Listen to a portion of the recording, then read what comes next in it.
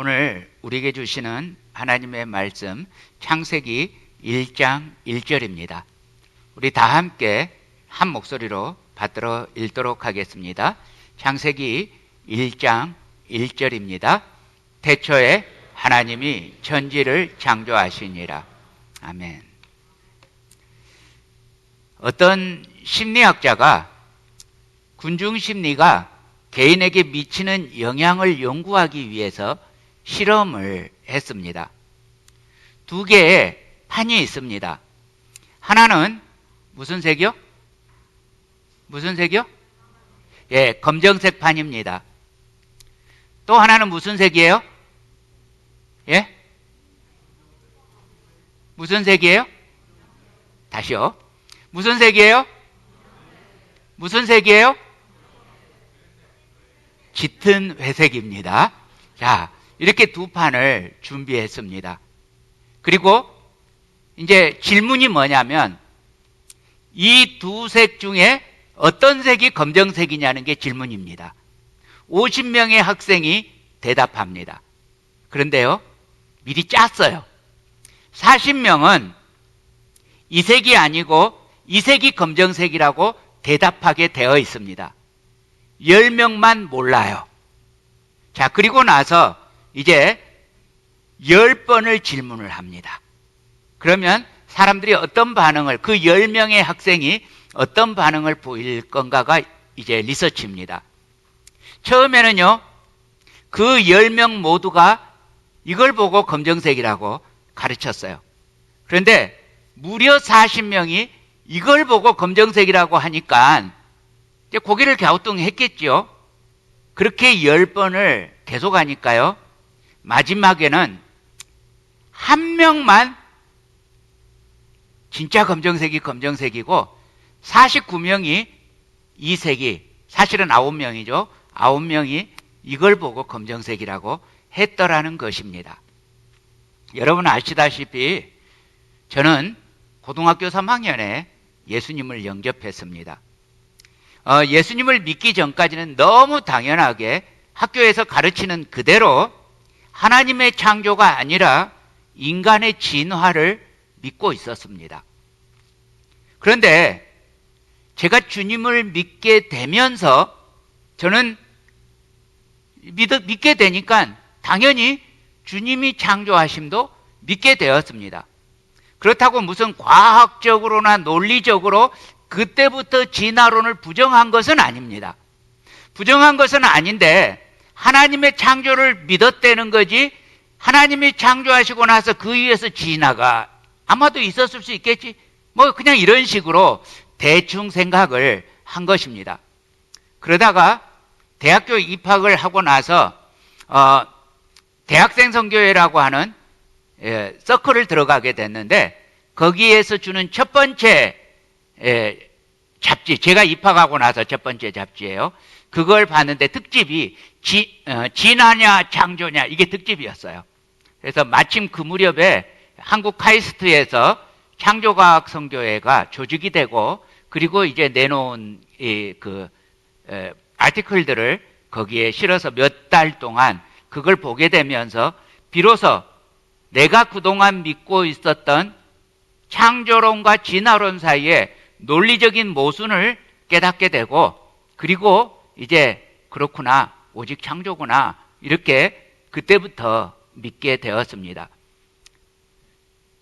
우리가 가지고 있는 성경은 맨 처음에 거두절미하고 강력하게 이 선언으로 시작합니다. 태초에 하나님이 천지를 창조하시니라. 여러분, 그렇다면 우리의 믿음 역시 여기에서부터 시작됩니다. 태초에 하나님이 계셨습니다. 아니, 하나님은 태초 이전부터 계셨습니다. 태초와 상관없이 이미 계셨습니다. 이 하나님이 계셨다라는 걸 믿지 않는다면 아무리 지금 이 자리에 앉아 계셔도 당연히 그리스도인이 아니지요. 그렇죠? 여기 계신 분 모두가 아닌가요? 어때요? 하나님이 태초 이전부터 태초와 상관없이 이미 계셨다. 그리스도인이라면 당연히 이것을 믿죠. 예. 히브리서 7장 3절입니다. 아버지도 없고 어머니도 없고 족보도 없고 시작한 날도 없고 생명의 끝도 없어. 예전에 저 어린 시절만 해도 이런 소리가 있었어요. 누가 마음에 안 들어요. 예를 들어 누가 사익감이 되려고 하는데 마음에 안 들어요. 그럴 때 어르신들이 하는 말이 이 족보도 없는 놈. 그놈을 나는 인정할 수가 없어. 이런 말씀을 하셨어요. 그런데 여러분, 하나님은 족보가 없어요. 왜요? 아버지도 어머니도 없어요.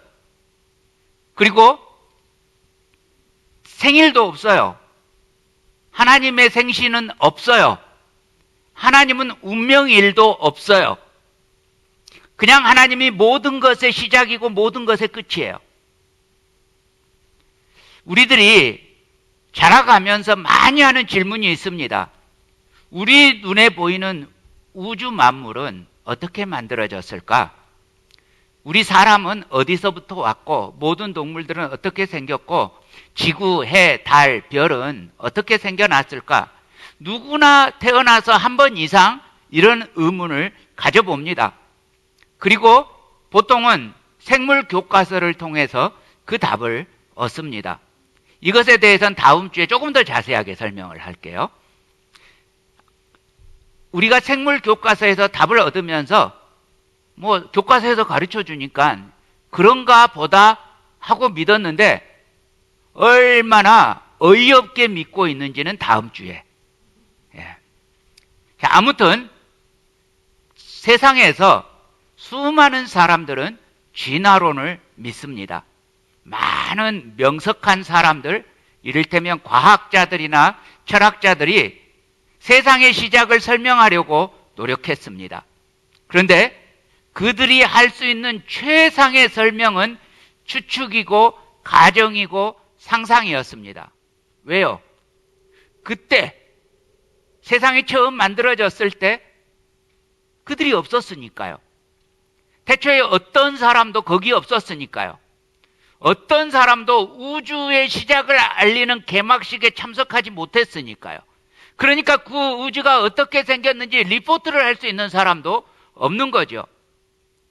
하나님을 믿지 않는 사람들은 진화론을 믿습니다. 그런데 오늘날 과학이 발달할수록 진화론의 허구성은 더욱 명백하게 드러나고 있습니다. 지구의 나이를 계산하는 탄소연대 측정법도 이미 그 허구성이 드러났습니다. 많은 지질학자들이, 크리스찬 지질학자들 말고요, 많은 지질학자들이 탄소연대 측정법에 대해서 의문을 표시하고 있습니다. 그래도 세상 사람들은 절대적으로 믿습니다. 물론 여기서 말하는 세상 사람들은 그 과학자들을 포함해서 말입니다. 확률로 따져도 진화로 우주의 모든 것이 형성될 확률이 너무 적다는 걸 진화론자들이 인정합니다. 스위스의 수학자 찰스 유진이라는 사람은 지구상의 무기체로부터 유기체, 그러니까 생명체가 우연히 생길 확률이 10의 160분의 1이라고 합니다. 10의 160분의 1이라는 확률은 0.00000000을 160번 하고 나서 1인 겁니다. 또 진화론자 헉슬리라고 하는 사람이 있는데요. 이 사람은 사람이 자연 도태를 통해서 사람이 되는 확률, 그러니까 진화가 되는 확률이에요. 유인원에서 진화가 되는 확률을 소수점 이하로 0이 300만 개가 붙는다고 합니다. 여러분, 그러니까 유인원에서 사람이 될 확률을 0.000000을 300만 번 하고 나서 1 하다가 우리가 늙어 죽겠죠? 300만 번을 세어본 사람이 없잖아요? 이 정도로 수학적으로 이야기를 하면 그건 아니라는 이야기죠. 그런데도 놀랍게도 그 말을 한 진화론자들 본인들이 그렇게 진화를 믿습니다. 화석도 지층도 이제는 진화론의 증거로 사용되는 게 아니라 진화론의 약점으로 사용되고 있습니다. 우리가 생물학 교과서에서 배우면 화석은 지층에서 순서대로 발견이 되는 걸로 나옵니다. 생물학 교과서에서는 그래서 맨 위에 포유동물이, 지층의 맨 위쪽에서 포유동물이 발견된다고 배웁니다. 근데 실제로 지층에서 화석이 발견되는 건요, 물론 맨 아래층에 조개류, 삼엽충 이런 게 많기는 해요. 그런데도 다 섞여서 발견됩니다. 어느 지층도 순서대로 발견되는 지층이 없습니다. 그건 생물학 교과서에만 있습니다. 그랜드 캐년은 이제는 진화론자들이 아니라 오히려 창조론자들이 즐겨 방문해서 증거로 사용합니다. 우리 교회도 예전에 창조과학 투어를 갈 때 그랜드 캐년 갔잖아요. 그리고 거기서 이게 창조의 증거라면서 그 지층을 가리키면서 설명해 주셨잖아요. 그랜드 캐년이 아주 오래전에 수백만 년 이전에서부터 서서히 형성되었다는 이론은 이미 일반 지질학자들이 인정하지 않습니다. 우리는 아직도 그렇게 배워요. 아직도 생물 교과서와 지질 교과서에는 그렇게 나와요. 근데 문제는 지질학자들 본인들은 그렇게 안 믿어요. 그랜드 캐년이 오늘날 지질학자들, 크리스찬들이 아니에요. 일반 지질학자들이 설명하기를 엄청난 격변이 있었다. 그리고 그 격변은 홍수로 인해서 이루어졌다는 걸 자기들 실험으로 증명했어요. 지질학자들이 이미 알고 있는데 문제는 그 그랜드 캐년 박물관에 가면 이게 그렇게 알려지지 않고 여전히 수백만 년 이전부터 형성되었다고 우리가 그걸 읽어요.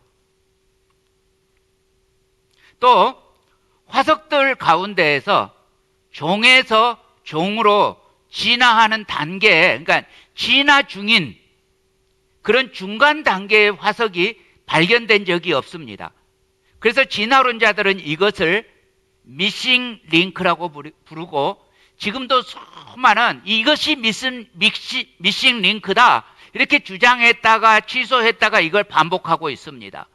문제는 아직도 이게 미싱 링크다 확실하지가 않습니다. 고대 연대를 계산하는 탄소 연대 측정법도 당연히 증명할 수가 없지요. 그냥 믿습니다. 신뢰성을 의심하지만 다른 대안이 없으니까 그냥 그걸 믿습니다. 물리학적으로도요, 진화론은 문제가 있습니다. 여러분, 세상의 모든 것은 시간이 엄청나게 지나갈수록 좋아지지 않습니다. 여러분이 지금 앉아 계시는 이 교회 장의자가 있어요. 여러분, 우리 교회 장의자가 굉장히 낡았어요. 오래됐어요. 이게 지금 아마 우리 교회의 나이보다도 많을 거예요. 그런데 이 의자가 낡아서 새 것으로 교체합시다 이랬더니 우리 장로님 중에 한 분이 예를 들어 이렇게 말했다고 하십시오. 사실이 아니에요. 장로님 중에 실제로 그렇게 말한 분은 없는데 했다고 합시다. 이 장의자를 우리 10,000년 혹은 10만 년만 그대로 둡시다. 그러면 얘가 새 것이 될 거예요. 여러분, 이 장의자를 10만 년을 두면 이 낡은 의자가 새 것이 됩니까? 어떻게 됩니까? 깨지고 부패되고 없어져서 흔적도 없이 사라질 거예요. 이게 물리학의 법칙이에요. 물리학의 법칙은 시간이 가면 좋아지는 게 아니라 시간이 갈수록 나빠집니다. 그래도 사람들은 진화론을 믿습니다. 진화론이 뭐예요? 그냥 세부치를 아무렇게나 놔뒀더니 0에 0.0000000 수많은 0.1의 확률로 그 세부치가 전보 여객기보다 더 정밀한 비행기가 되었다. 이런 식이잖아요. 심지어 생명이 되었다. 근데 문제는요, 어쩌면 여기 계시는 여러분들 중에서도 꽤 진화론을 믿고 계실지도 모르겠어요. 여러분, 우리 그리스도인들이 진화론을 믿는다는 건 굉장히 중요한 문제가 있습니다. 왜냐하면요, 진화론은 하나님과 죄에 대한 믿음을 거절하기 때문입니다. 하나님의 창조에 대해서 성경은 창세기 1장 1절 외에도 이렇게 말합니다. 히브리서 11장 3절입니다. 믿음으로, 히브리서 11장 3절, 믿음으로 모든 세계가 하나님의 말씀으로 지어진 줄을 우리가 아나니 보이는 것은 나타난 것으로 말미암아 된 것이 아니니라. 여러분, 우리가 하나님의 창조를 믿는다는 것은 물론 역시 과학적으로 증명된 것은 절대로 아니에요. 우리는 창조론도 진화론도 과학적으로 증명할 능력은 전혀 없습니다. 다만 결국 믿음입니다. 창조냐 진화냐, 결국 이것은 과학의 문제가 아니라 믿음의 문제입니다. 그러면 여러분, 왜 사람들은 과학적인 근거가 없음에도 불구하고 이것을 과학이라고 주장할까요? 그것은 바로 하나님을 거절하기 원하기 때문입니다. 여러분, 만약에 우리가 오랜 시간을 통해서 무기물에서 유기물이 되고 유기물이 생명체가 되고 생명체가 또 포유동물로 진화하고 마침내 유인원이 사람으로 진화된다면 성경에서 가장 중요한 부분이 사라져야 합니다. 그것이 바로 처음 사람에 대한 증언입니다. 여러분, 원숭이나 그 이전에 어떤 생명체가 죄를 지을 리가 없잖아요. 여러분, 이렇게 말하는 일이 없잖아요. 아, 저 돼지가 죄를 지었어. 그러니까 삼겹살 해 먹자. 길을 가다가 원숭이가 내가 쓰고 있는 모자를 뺏어갔어요. 그러면 우리가 아, 저 망할 놈의 원숭이, 말은 여기까지 해요. 너는 죄를 지어서 앞으로 5개월 동안 감옥에 가 있어. 원숭이한테 이렇게 말하지 않아요. 여러분, 죄는 인격체에게 부여되는 겁니다. 죄는 생명체에게 부여되는 것이 아닙니다. 그러니까 사람이 아닌 생명체가 죄를 지을 리는 없습니다. 여러분, 처음 사람이 죄를 지은 것이 아니고 우연히 유인원 중에 하나가 진화된 것이라면, 그러면은 그로부터 장차 예수님이 우리의 죄를 용서해 주시기 위해서 이 땅에 오실 이유도 없습니다. 왜요? 죄를 지은 사람이 없는데 어떻게 죄를 용서하실 분이 오시냐는 거예요. 하나님께서 장차 올 여자의 후손을 통해서 우리를 구원하시는 복음을 선포하실 이유도 없는 거예요. 그러니까 진화론을 믿으면 창조가 아니니까 하나님도 필요 없고 죄도 없고, 그러니 예수님도 필요 없는 것입니다. 그런데 하나님의 말씀, 성경은 우리에게 일관되게 선포하며 주장합니다. 고린도전서 8장 6절입니다. 그러나 우리에게는 한 하나님 곧 아버지가 계시니 만물이 그에게서 났고 우리도 그를 위하여 있고 또한 한 주 예수 그리스도께서 계시니 만물이 그로 말미암고 우리도 그로 말미암아 있느니라. 골로새서 1장 15절 16절입니다. 그는 보이지 아니하시는 하나님의 형상이요 모든 피조물보다 먼저 나신 이시니 만물이 그에게서 창조되되 하늘과 땅에서 보이는 것들과 보이지 않는 것들과 혹은 왕권들이나 주권들이나 통치자들이나 권세들이나 만물이 다 그로 말미암고 그를 위하여 창조되었고. 여러분, 죄로 인해서 우리 인간들이 타락하고 나서요, 우리는 하나님과 상관없는 존재들이 되었습니다.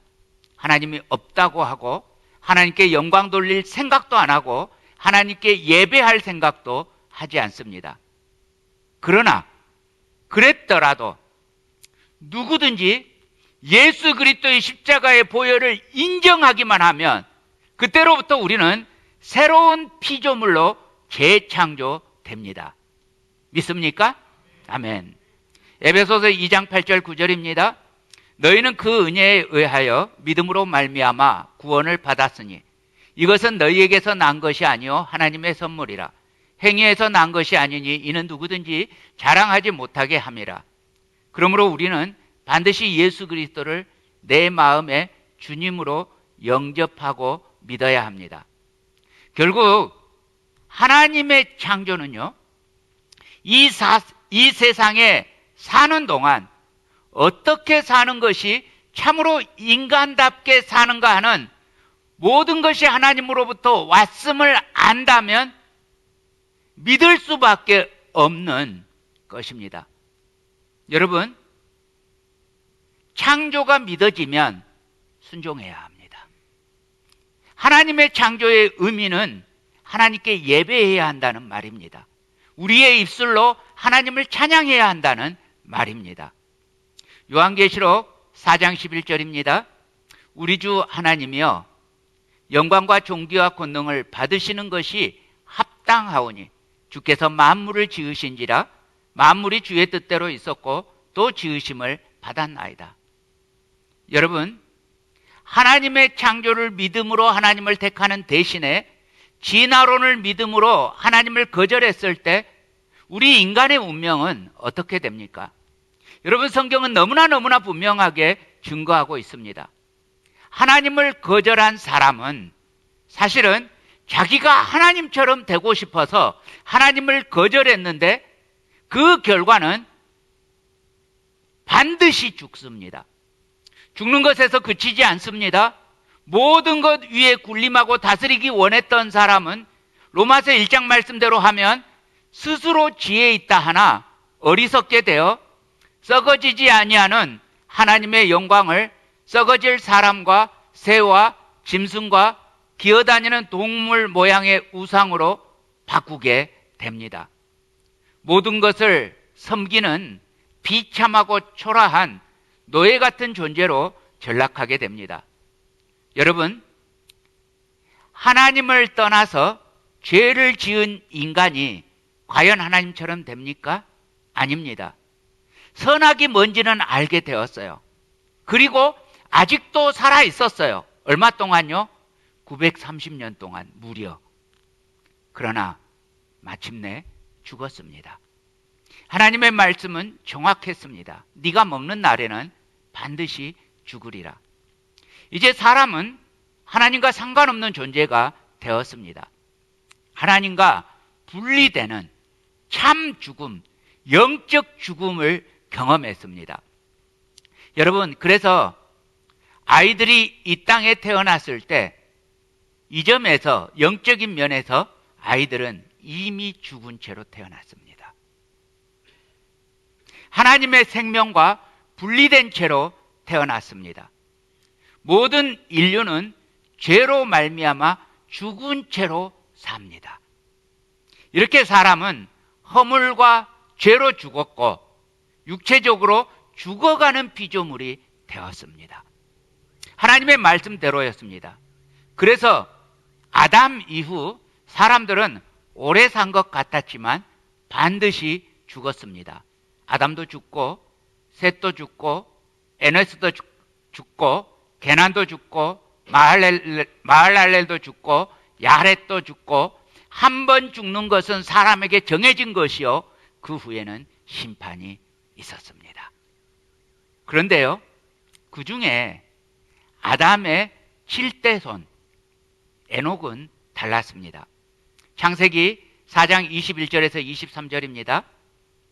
에녹은 65세에 무드셀라를 낳았고 무드셀라를 낳은 후 300년을 하나님과 동행하며 자녀들을 낳았으며 그는 365세를 살았더라. 그대로 성구를 두세요. 지금까지 다른 사람들은 이 족보에서 다른 사람들은 죽었더라로 끝났습니다. 근데 에녹만 끝이 살았더라로 끝이 납니다.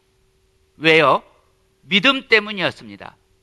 에녹은 마침내 세상이 하나님에 의해서 심판당할 것을 믿었습니다. 그의 아들 무드셀라, 이 무드셀라라는 이름의 뜻은 그가 죽으면 심판이 온다, 이 뜻입니다.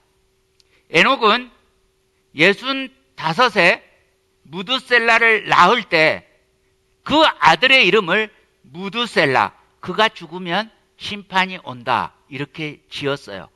그냥 아무 이유 없이 이렇게 지었겠습니까? 무드셀라가 태어날 무렵에 에녹에게 무슨 일이 있었던 거예요. 그래서 에녹은 무드셀라를 낳은 그 이후부터 300년을 하나님과 동행하며 살았습니다. 아담의 7대 손, 여기서 7이라는 말은 정말로 7번째 태어난 것인지는 사실 우리가 정확하게 몰라요. 그러나 완전수입니다. 하나님의 완전한 구원의 시간을 상징합니다. 그날이 오면 영적으로 죽었고 육체적으로 죽을 수밖에 없는 운명을 지닌 사람들이 마침내 당하게 되는 그 영원한 죽음을 과연 당할지, 아니면 영원한 죽음을 피하고 영원히 살게 될지, 그 결론의 날이 오게 되는 것입니다. 그리고 사랑하는 형제자매 여러분, 우리가 영원히 심판을 받게 되는 그날이 아니라 우리가 영원히 살 구원을 얻을 소망의 그날이 올 수도 있다는 것이 우리에게 참 소망입니다. 우리에게 복음입니다. 그러므로 우리는 영원한 생명의 복음, 산소망 예수 그리스도를 믿습니다. 사랑하는 형제자매 여러분, 하나님께 감사를 드립니다. 우리에게 죽음이 마지막이 아닙니다. 창세 이전부터, 세상의 기초 이전부터 하나님의 계획이 있었습니다. 타락한 천사 따위가, 마귀 따위가 이 하나님의 계획을 멈추게 할 수 없었습니다. 사탄은 사람에게 선악과를 먹으면 눈이 밝아질 거라고 약속했습니다만 실제로는 어두움을 가져왔습니다. 그러나 예수님께서는 말씀하셨습니다. 요한복음 12장 46절입니다. 나는 빛으로 세상에 왔나니 무릇 나를 믿는 자로 어두움에 거하지 않게 하려 함이로라. 사탄은 우리가 하나님과 같아질 것이라고 약속해 놓고는 실제로는 죄의 노예가 되게 했습니다. 그러나 예수님은 말씀하셨습니다. 요한복음 8장 34절 36절입니다. 예수께서 대답하시되 진실로 진실로 너희에게 이르노니 죄를 범하는 자마다 죄의 종이라. 그러므로 아들이 너희를 자유롭게 하면 너희가 참으로 자유로우리라. 사탄은 우리에게 지식을 약속해 놓고서 어리석은 지식으로 말미암아 모든 악을 가져왔습니다. 그러나 이제 한 분 예수 그리스도께서 오셨습니다. 이사야 11장 2절 3절입니다. 그의 위에 여호와의 영, 그의 위에 여호와의 영 곧 지혜와 총명의 영이요 모략과 재능의 영이요 지식과 여호와를 경외하는 영이 강림하시리니 그가 여호와를 경외함으로 즐거움을 삼을 것이며. 자, 하나님의 아들이 마귀를 무너뜨리려고 하늘로부터 보내심을 받았습니다. 그러므로 무드셀라, 그날이 올 텐데요, 그날에는 온 땅이 하나님을 아는 지식으로 덮어질 것입니다. 물이 바다 덮음같이 온 땅이 하나님을 아는 지식으로 덮어질 것입니다. 예수 그리스도 우리 주님을 통해서 능력으로 승리할 것입니다. 죄와 죽음은 마귀의 일입니다. 그리스도께서 이를 무너뜨리려고 오셨습니다. 예수님께서 말씀하셨습니다. 우리 함께 읽겠습니다. 요한복음 10장 10절입니다. 시작. 도둑이 오는 것은 도둑질하고 죽이고 멸망시키려는 것뿐이요 내가 온 것은 양으로 생명을 얻게 하고 더 풍성히 얻게 하려는 것이라. 그러므로 누구든지 그를 믿는 자마다 멸망하지 않고 영생을 얻게 될 것입니다. 예수 그리스도로 말미암아 죽음은 생명에게 삼켜질 것입니다. 그러므로 사랑하는 형제자매 여러분, 우리의 영원한 구원의 주님 예수 그리스도 이름으로 축복합니다. 주님 예수 그리스도를 선택하시기를 축복합니다. 영원한 생명 예수 그리스도께로 오시기를 축복합니다. 이미 우리 주님께서 우리에게 마련해 주신 복음 십자가의 예수 그리스도를 믿으시기를 축복합니다. 여러분, 성경은 태초부터 지금까지 우리에게 경고하고 있습니다.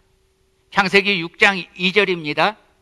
하나님의 아들들이 사람의 딸들의 아름다움을 보고 자기들이 좋아하는 모든 여자를 아내로 삼는지라. 여러분, 태초부터 지금까지 사람은 두 종류가 있습니다.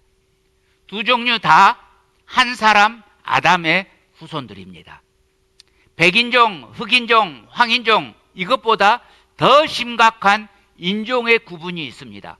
그것은 하나님의 자녀들과 사람의 자녀들입니다. 세상 속에서 다 똑같이 섞여서 삽니다. 다 똑같이 생겼습니다. 전혀 구별이 가지 않습니다. 그러나 여러분 아시기 바랍니다. 완전히 다른 인종입니다. 완벽하게 다른 인종입니다. 한 인종은 죽기 위해서 삽니다. 한 인종은 살기 위해서 삽니다. 한 인종은 죽음을 향하여 살아가고 있고 한 인종은 생명을 위해서 살아가고 있습니다. 한 인종은 사탄에게 속해 있고 다른 인종은 하나님께 속해 있습니다. 아담과 하와의 죄로 말미암아 모두 다 처음엔 똑같이 나면서부터 죄인이었습니다. 그런데 어떤 사람들이 하나님께로 돌아왔습니다. 그들은 죄와 사망으로부터 구원받기 위해서 주님께 부르짖고 주님께로 돌아왔습니다. 어린 양의 희생을 통해서 나아왔습니다. 오직 예수 그리스도만이 구원의 길임을 믿고 나아왔습니다. 예수 그리스도의 십자가만이 나의 모든 수고와 질고 죄의 문제를 해결해 줄 수 있음을 믿음으로 나아왔습니다. 예수 그리스도 없이는 결국에 내 인생은 소망도 의미도 목적도 없음을 인정하며 나아왔습니다. 그렇습니다. 그리스도만이 길입니다. 그리스도만이 해결책입니다. 그리스도만이 생명입니다. 구원하심이 보좌에 앉으신 우리 하나님과 어린 양께 있도다. 여러분, 하나님의 자녀들과 사람의 자녀들은 외모적으로는 똑같아요. 그러나 그 안에 마음이 다릅니다. 그리고 하나님은 우리의 마음을 보십니다.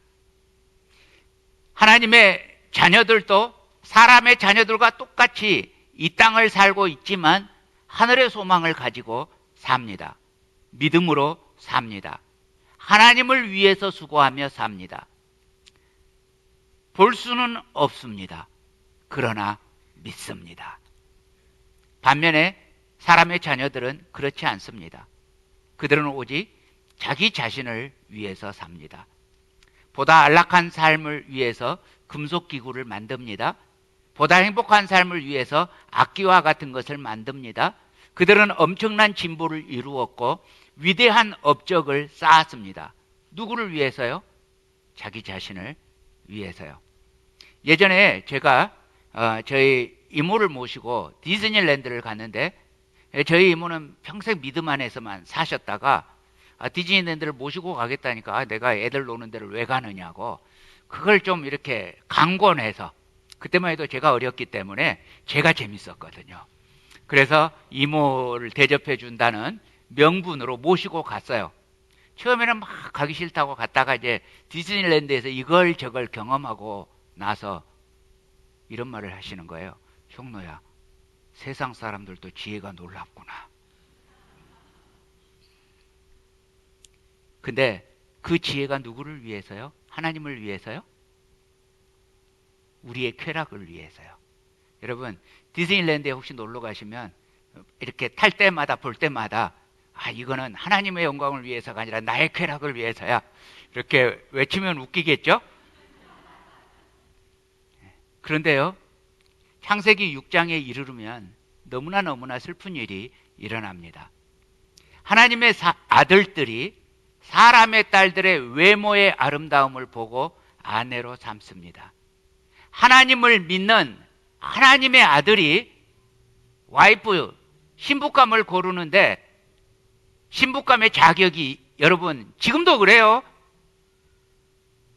예수 믿던 내 친구들이 그랬어요. 그래서 인생이 괴로웠던 제 친구 이름을 대라면 될 수 있는데 되지는 않겠습니다만은, 자격 1, 예뻐야 한다. 두 번째 자격, 예뻐야 된다. 세 번째 자격, 예뻐야 된다. 제가 사실 그 친구가 저보다 믿음이 정말, 이 친구는 복음을 전하면 한 면을 뒤집었어요. 모두 다 그리스도께로 인도했던 그런 능력이 있던 친구였어요. 얘가 나중에 대학을 졸업하고 나면 어마어마한 복음 전도인이 되겠다 했던 친구였어요. 근데 결혼을 하는데 예뻐야 된대요. 그래서 야, 예쁜 사람 말고 믿음 좋은 사람을 택해야지. 그랬더니 이 친구가 믿음 좋은 자매를 택하면 피곤하대요. 자기를 이것저것 간섭할 것 같대요. 그래서 그 친구는 예쁜 친구를 선택했고 저는 믿음의 자매를 선택했습니다. 그렇다고 제 아내가 못생겼다는 소리는 절대 아니에요. 오해하지 마세요. 그 친구가요, 얼마나 그 뒤로 헤매는지 그 권능 다 사라지더라고요. 지금은 물론 예수님을 믿어요. 놀랍게도 여러분 아세요? 그 믿음 없었던 자매의 전도를 받아서 예수님을 다시 믿었어요. 세상에 그 믿음 없었던 자매는 복음 안으로 들어오는데, 그 믿음 좋았던 형제는 헤매다가 그 와이프의 눈물과 이혼 안 시켜서 너무 다행이에요. 정말 이혼 당해도 쌀 만큼 그렇게 죄 속에서 뒹굴다가 그 아내가, 자기 남편이 그렇게 죄 속에서 뒹구는 모습을 보고 오히려 시어머니, 시아버지를 통해서 예수님을 믿고 자기 때문에 자기 남편이 그렇게 되었나라고 울면서 기도하다가 그리스도께로 다시 인도를 했는데, 그 용사의 모습은 온데간데 없어요. 여러분, 이런 사건이 창세기 6장에서부터 일어나요. 하나님의 자녀들이 지극히 세속적이 되어갑니다. 부패합니다. 여러분, 여기 여러분에게 꼭 부탁합니다. 장성한 아들이 있으시거든 그 아들이 신부감을 데려올 때 어떤 이유로 반대하더라도 야, 걔 못생겼잖아, 이렇게 반대는 하지 마시기 바랍니다. 옆 사람을 봐주세요. 자, 옆 사람이 아이고 당신은 정말 자유롭게 생겼네요, 이러지 마세요. 자, 옆 사람을 보시면서 말씀해 주세요. 보시기에 심히 좋습니다. 예.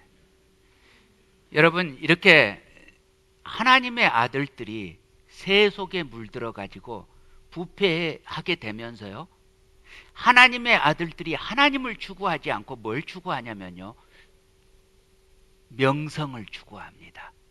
그래서 창세기 6장에 보면 세상에 유명한 사람이 됩니다. 그러나 유명한 사람이 되었지만 그 마음의 생각과 모든 계획은 항상 악할 뿐임을 하나님이 보십니다. 이게 세상 심판의 원인이 됩니다. 사랑하는 형제자매 여러분, 저는 지금 우리 주님의 마음으로 여러분께 권합니다. 오직 하나님으로 사시기를 축복합니다. 오직 복음, 예수 그리스도, 유일한 소망으로 사시기를 축복합니다. 우리 하나님의 자녀들은 물론 이 세상에서 사람의 자녀들과 구별되지 않고 섞여서 삽니다. 그러나 섞여서 살아도 세상의 자녀들과 완전히 구별된 삶을 살아야 합니다. 우리는 오직 먹든지 마시든지 무엇을 하든지 하나님의 영광을 위해서 사는 하나님의 자녀들이 되시기를 축복합니다.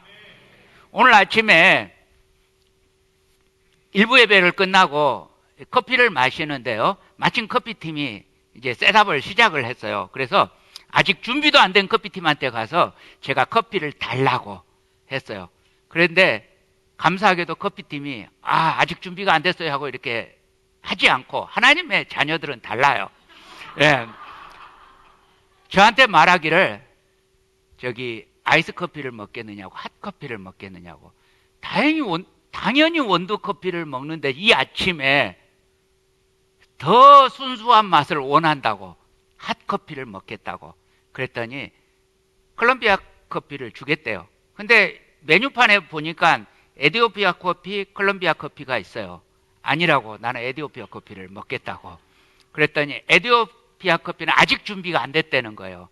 그런데 내가 지금 이 아침에 원두 커피를 먹는데 산미를 느끼고 싶다고.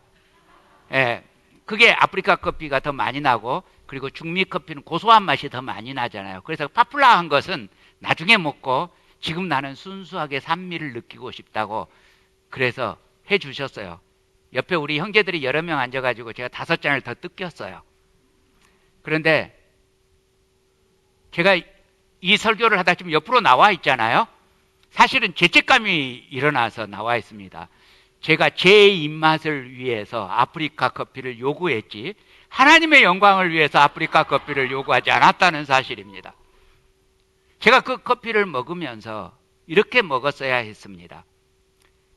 이 좋은 커피를 통해서 많은 어려운 사람을 구제하는 구제헌금의 기금이 되기에 나는 하나님의 영광을 위해서 이 커피를 마십니다.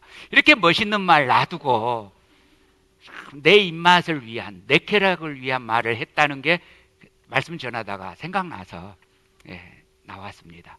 우리는 먹든지 마시든지 무엇을 하든지 하나님의 영광을 위해서 하십시다. 하나님의 자녀들에게 하나님의 말씀은 강력하게 권면하고 있습니다. 요한일서 2장 15절 16절입니다. 이 세상이나 세상에 있는 것들을 사랑하지 말라. 누구든지 세상을 사랑하면 아버지의 사랑이 그 안에 있지 아니하니 이는 세상에 있는 모든 것이 육신의 정욕과 안목의 정욕과 이생의 자랑이니 다 아버지께로부터 온 것이 아니요 세상으로부터 온 것이라. 여러분, 아담의 시대 이래로 지금까지 세상은 여전히 끊임없이 유혹을 받고 있습니다. 그리고 우리에게 오는 이 유혹은 굉장히 강력하고 달콤합니다. 그래도 명심합시다. 세상을 사랑하지 맙시다. 외모의 아름다움에 현혹되지 맙시다. 세상의 명성을 추구하지 맙시다. 오직 아버지의 사랑이 여러분 안에 풍성하게 거하시기를 우리 주님 이름으로 축복합니다. 세상 모든 사람들이 세상을 추구한다 할지라도 우리는 오직 주님만 섬기기로 결단하십시다. 여호수아 24장 15절을 우리 다 함께 결단의 마음으로 큰 소리로 읽도록 하겠습니다. 시작. 오직 나와 내 집은 여호와를 섬기겠노라. 아멘. 세상에 누가 뭐래도 우리는 하나님의 사람임을 선포하는 거룩하게 구별된 자녀가 되시기를 우리를 자녀로 삼아주신 우리의 생명주 예수 그리스도 이름으로 간절히 축복합니다.